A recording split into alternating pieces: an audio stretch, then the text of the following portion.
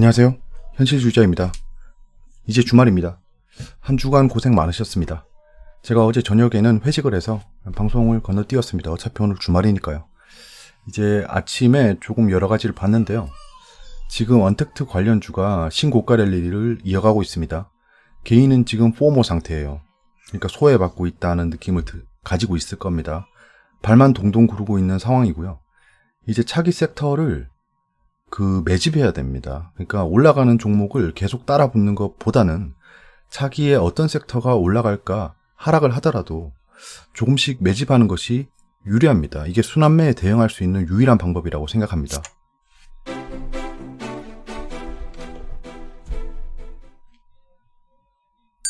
아우, 이제 덥죠? 네, 덥습니다, 지금. 제가 방송 찍을 때는 선풍기를 틀지 않아요. 왜냐하면 소리가 나더라고요, 선풍기. 그러면 여러분들 듣는데 방해가 되니까 끄고 하고 있습니다. 근데 덥네. 여러분들도 지금 덥죠? 시원하게 주말 보내시길 바랍니다. 요즘 에어컨이 효율이 좋다 보니까 좀 전기세가 많이 안 나오는 것 같아요. 오늘의 이슈님께서 질문해 주셨습니다. 휴젤 최대 주주 변경을 수반하는 주식 담보 제공 계약 체결 공시로 시간에 상한가 갔는데 어떤 의미일까요? 오늘 어떻게 움직였죠? 오늘이 아니고 어제. 저는 못 봤습니다. 못 봤는데 제가 시간외를 예전에 말씀드릴 때가 있었는데 시간외 상승을 하면 다음날 안 좋을 확률이 굉장히 높습니다. 정말 이 산업을 뒤흔드는 세상을 놀라게 할 만한 소식이 아닌 이상 갭상승한 이후에 음봉을 그리는 게 대부분입니다. 10종목 중에 8종목은 그런 것 같아요. 그래서 좀 조심하시면 좋을 것 같고요. 시간외에 상승을 하면 좀 조심하는 게 좋을 것 같습니다. 휴젤의 최대 주주 변경을 수반하는 주식 담보 제공 계약 체결을 한번 보실까요? 제가 지금 말이 이상하네요. 이거 술이 덜 깬 것 같습니다. 뇌가 살짝 마비돼 있네. 자, 이 내용을 보시면요. 몇 가지 체크해 보시죠. 자, 정정입니다. 정정 공시였어요. 최대 주주 변경을 수반하는 주식 담보 제공 계약 체결인데요. 기존의 주식 담보 제공 계약에 대한 변경 계약 체결이랍니다. 기존에 주식 담보 제공 계약이 있었어요. 98만 주. 근데 지금 550만 주가 됐죠. 이거는 더 샀는 것도 있겠지만 지금 지분이 늘었잖아요. 지분이 늘었는데 무상증자도 받았을 겁니다. 자, 지금 17년 7월에 계약을 했었고요. 이번에 갱신했고. 보시면 LIDAC입니다. 얘들 베인 컴퍼니가 차린 회사죠. 휴재를 인수하기 위해서. 자, 근데 지금 이제 5,300억이에요. 담보 제공 500만 주 했고 다 했죠. 네. 여기 보시면 의무 보유 기간 종료일이 7월 28일입니다. 의무 보유는 258만 주에 해당하고 그러니까 7월 28일까지는 이 물량이 나오지 않겠죠. 자, 채무자를 보면 LIDAC입니다. 얘들은 투자회사라고 하고. 자, 그러면 이게 왜 상승하는 이유일까요? 얘들이 5,350억에 돈을 빌려서 무언가 하겠죠. 이걸로 아파트를 사지는 않겠죠. 이걸로 휴젤에 라인을 투자한다거나 그럴 일은 없겠지만 사실 얘들은 휴젤하고 관계가 없는 애들입니다. 예전에 LG생활건강이 인수한이 많이 했었죠. 아무튼 그런 식의 돈을 쓰기 위해서 대출한 겁니다. 자, 그러면 이 LIDAC는 어떤 생각을 했을까요? 이 담보권이 발동하려면 기한 이익 상실입니다. 기한 이익 상실. 근데 이 기한 이익 상실이 말이 좀 어렵죠. 기한이라고 하면 약간 그런 거예요. 미래에 일어날 확실한 일입니다. 약간 그런 뜻인데 기한 이익 상실이라고 하면 이 담보권이 손상을 입거나 얘가 계약을 이행할 수 없는 상황이 됐을 때예요. 자, 그러면 이 담보권이 발동되면 얘들은 망하겠죠. 이거 다 반대면에 나갑니다. 그러면 얘들만 망하는 게 아니고 휴젤 주가도 망합니다. 이 500만 주 언제 다 팔까요? 자, 그런 상황이면 두 가지 케이스가 있을 수 있어요. 여기서부터는 음모론 또는 가설입니다. 내가 만약에 작전 세력이에요. 작전 세력이면 얘네 지금 담보계약 체결했잖아요. 담보권 발동시킬 것 같습니다. 그럼 이게 다 반대면에 나가겠죠. 그럼 이 작전 세력은 이 종목을 그냥 무임승차할 수 있는 거예요. 두 번째는 이 LIDAC는 이 종목이 담보권이 발생할 정도로 하락하지 않을 거란 생각이 있겠죠. 설마 그런 생각이 있는데 담보계약 체결을 하지 않겠죠. 이 두 가지입니다. 그래서 이 후자 때문에 상승한 겁니다. 사람들이 생각하기에. 얘네 지금 뭔가 믿는 게 있는가 보다 라고 상승하는 거죠. 근데 그런 모멘텀은 크지 않다라는 거죠. 그래서 아마 높은 확률로 상승을 못했을 확률이 있습니다. 자, 보조지표를 이용한 투자인데요. 송호준님께서 슈퍼개미분이 OBV 그래프를 보고 투자 지표로 삼는다고 하시는데 저는 OBV 보지 않습니다. 참고는 해요. 참고는 하는데 투자 지표로 삼을 정도로 대단한 보조지표가 아닙니다. OBV가. 이게 온 밸런스 볼륨이라고 조셉 그랜빌이 만들었어요. 조셉 그랜빌이 제 친구가 아닙니다. 자, 주가가 상승하면 당일 거래량을 더하고 하락하면 당일 거래량을 차감합니다. 자, 그러면 자, 주가가 이렇게 상승해요. 그러면 OBV도 올라가겠죠. 대충 안 올라갈 수도 있습니다. 안 올라갈 수도 있어요. 왜냐하면 이 보시면 주가가 상승하면 당일 거래량을 더하고 하락하면 당일 거래량을 빼잖아요. 여기서 하락을 해요. 하락을 하는데 OBV가 안 줄어들어요. 만약에 얘가 OBV, 얘가 주가이면 주가가 떨어지는데 OBV는 안 떨어지고 횡보를 해요. 이런 경우도 있습니다. 왜 그럴까요? 그러면 하락을 하는데 하락한 날 거래량을 차감하죠. 근데 거래량이 없는 거예요. 그러면 안 떨어지겠죠. 자, 그러면 사람들이 어떤 판단을 하기 시작했냐 하면, 자, 이 상승하면서 매집했는 사람들이 있는데 여기서 주가는 떨어지는데 거래량이 없지 않냐. 그러면 지금 이 주가를 핸들링하던 세력이 이 주가를 팔아넘기지 않았다. 주식을 아직 가지고 있다. 이렇게 고려하고 투자하는 겁니다. 굉장히 위험한 발상입니다. 진짜. 이렇게 흘러가지 않는 종목을 제가 수백 개는 가져올 수 있어요. 그렇기 때문에 OBV는 그냥 지금 하락을 하는데 거래량이 많이 터지지 않았구나 정도로 판단하는 지표입니다. 그러면 볼 필요 없잖아요. 이거 차트만 보면 알잖아요. 하락하는데 거래량 없으면 OBV 안 떨어지고 있겠구나 그냥 알 수 있는 거예요. 머릿속으로 계산이 쉽게 됩니다. 언택트랑 바이오인데요. 지금 신고가 영역입니다. 지금 네이버랑 아마존인데요. 한국 대표 언택트랑 그 글로벌 대표 언택트 종목이죠. 사실 뭐 아마존을 언택트라고 볼 수도 있지만 아니라고 볼 수도 있습니다. 자, 그러면 지금 현재 이런 상태예요. 네이버가 상승을 하고 있죠. 상승을 하고 있는데 저는 상승 채널이 있습니다. 저 상승 채널 크게 이탈했다 올라오는 거는 보시면 알겠지만 그냥 물량 매집입니다. 물량 매집하기 위해서 저렇게 된 거예요. 저 때 네이버는 미래성이 없다라고 난리였습니다. 예, 그때는 약간 포털로만 보고 있었고요. 지금은 네이버가 거의 금융 플랫폼으로 발전하고 있죠. 자, 아마존도 지금 상승 채널을 그리고 있는 거죠. 자, 그러면 지금 상승 채널을 뚫고 올라갔습니다. 얘도 상승 채널을 뚫고 올라갔어요. 거래량도 점진적으로 상승하고 있습니다. 자, 근데 거래량이 역대급으로 터지고 있진 않죠. 근데 거래량 평균을 따지면 이렇게 거래량 평균보다 높아요. 지금 여기서 상승을 하면서 거래량이 올라오고 있다는 겁니다. 자, 그러면 지금 아직 네이버랑 아마존을 핸들링하고 있는 세력은 팔 생각이 없을 것 같습니다. 아직은 그래요. 왜냐? 거래량이 정말 폭발하면서 이 개인 투자자들은 하락할 때 주식을 던지고요. 상승할 때 주식을 삽니다. 대부분 그래요. 대부분 그렇습니다. 그래서 보세요. 여기서 보면 그 하락을 이끌어온 게 외국인 기관일 거예요. 왜냐? 여기서 자기들이 주식을 매집해야 되거든요. 이 채널을 만든 다음에 보세요. 채널을 만든 다음에 채널을 여기서 하방 이탈시킬 때 거래량 터지는 거 보이시죠? 쭉 떨어져 공포 구간입니다. 개인들 엄청나게 손절했을 거예요. 근데 그 매동을 보면 개인 매수로 뜰 건데 그렇지 않습니다. 사실 그거를 그대로 믿을 건 못 되고요. 아무튼 여기서 이렇게 떨어지면서 아마도 외국인 기관이 여기서 매집을 많이 했을 겁니다. 매집을 많이 하고 상승시키는 거죠. 상승시키다가 이 채널 지지하고 여기서 다시 매집하고 상승시켰겠죠. 뚫었습니다. 이제 여기서는 신고가 영역이라서 그 개인 투자자들이 쉽게 접근을 못합니다. 포모가 걸리는 거죠. 여기서 사고는 싶은데 너무 많이 올랐어 라는 상태입니다. 이런 상태니까 개인 투자자가 못 사고 있어요. 그럼 언제 살까요? 조정 보일 때 삽니다. 여기서 사는 거예요. 예, 무슨 말씀인지 아시겠죠? 그러니까 여기서 다시 상승하면 좋겠지만 여기서 상승한 척하다 떨어져 버리면 이게 헤드앤숄더입니다. 왜 헤드앤숄더가 발생한지 알겠죠? 물량을 넘기려고 하는 거예요. 여기 숄더 오른쪽 숄더에서 물량을 넘깁니다. 보통 그런 거 조심하시면 될 것 같아요. 예. 그러면 뭐 이쯤에서 매수를 잘 하신 분들은 굳이 뭐 여기서 고점이 어딘지 모르고 팔 필요가 없이 하락하고 반등할 때 이 반등을 유지하는지 유지 못하는지만 보면 되겠죠. 그러니까 이 채널을 깨고 내려갈 때 팔면 되는 겁니다. 그러다가 채널을 깨고 다시 올라가면 여기서 다시 매수하면 되겠죠. 그러니까 이 하락을 피할 수 있다는 겁니다. 리스크를. 이런 식의 투자 방법으로. 아마존도 뭐 지금 현재 슈팅 중인데 아마 조정을 보이면 이까지 떨어질 거예요. 언젠가는. 여기서 쭉 이렇게 올라갈 수도 있겠지만 채널에 대한 투자를 사람들이 많이 합니다. 정치 테마주가 급변 중입니다. 예, 삼가 고인의 명복을 빕니다. 박원순 서울시장께서 사망하셨죠. 자, 그러면 보궐선거가 내년 4월입니다. 지금 물리면 답도 없어요.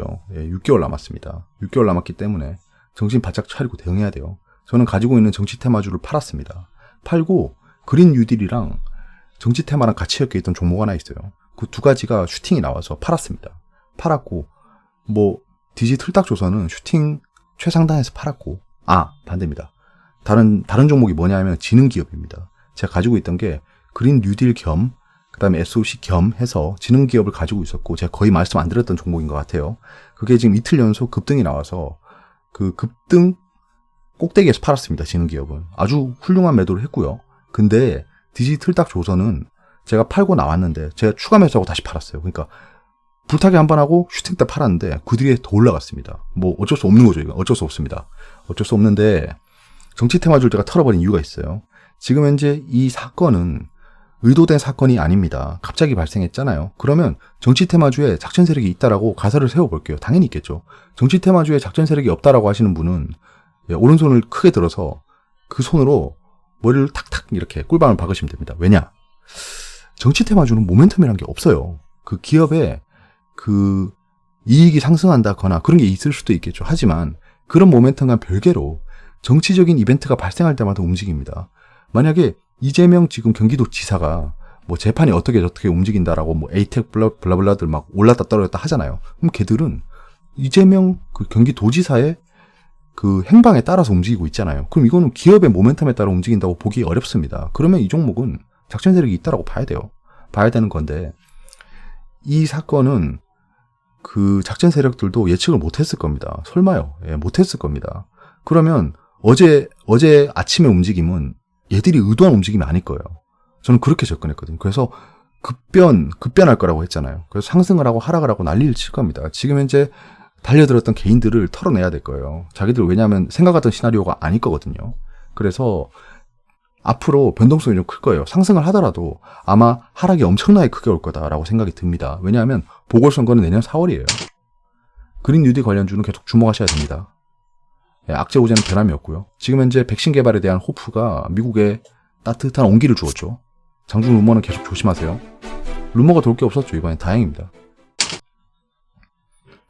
외신입니다. 자, 다우가 높게 움직였답니다. 이게 파지티브 백신 뉴스입니다. 그 길리어드는 치료제 아닌가요? 아무튼 길리어드에서 좋은 소식이 들렸대요. 그 다음에 리오프닝에 베팅을 했답니다.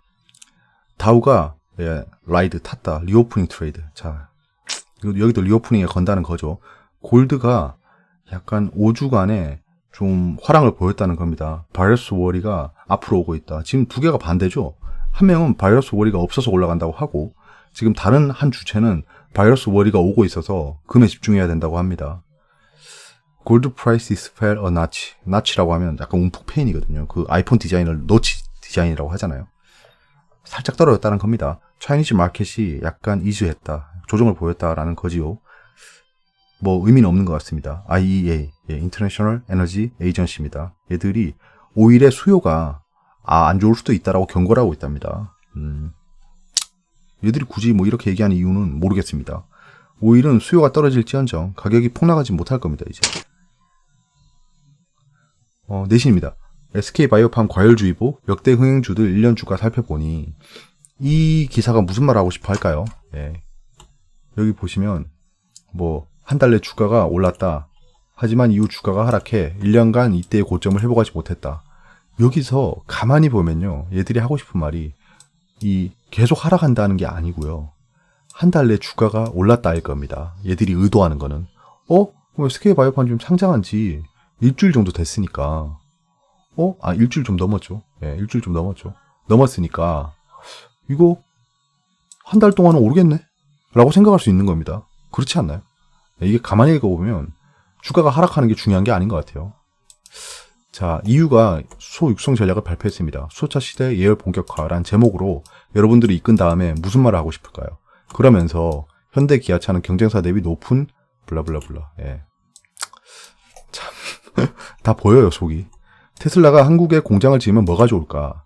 테슬라 한국에 공장 지을 확률이 낮겠죠. 사실 낮겠죠. 지을 거면 중국에 짓겠죠. 예, 약간 그렇습니다. 해프닝으로 끝날 것으로 보고 있다. 뭐 이건 누구나 예상할 수 있는 거죠. 한국에 뭐 공장을 왜 지을까요? 예. 지을 이유가 없죠, 사실.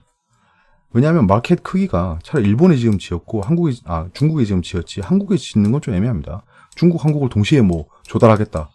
그런 이유로 여기 지을 수도 있겠지만 글쎄요. 예. 우리가 해외 기업에 우대를 해주는 나라도 아니고 베일버스 한국판 뉴딜 하는 기준금리 더 낮추고 이럴 때 생각해보면 이럴 때 좀 세금 우대를 줘서 테슬라를 유치하면 좋을 것 같긴 한데 우리나라가 그럴 리가 없겠죠. 그럴 리가 없겠죠. 자, 베일 벗는 한국판 뉴딜 하는 기준금리 더 낮출까? 안 낮출 것 같습니다. 아직 현재 상황에서 금리를 낮추는 건 이해가 안 되는 거죠.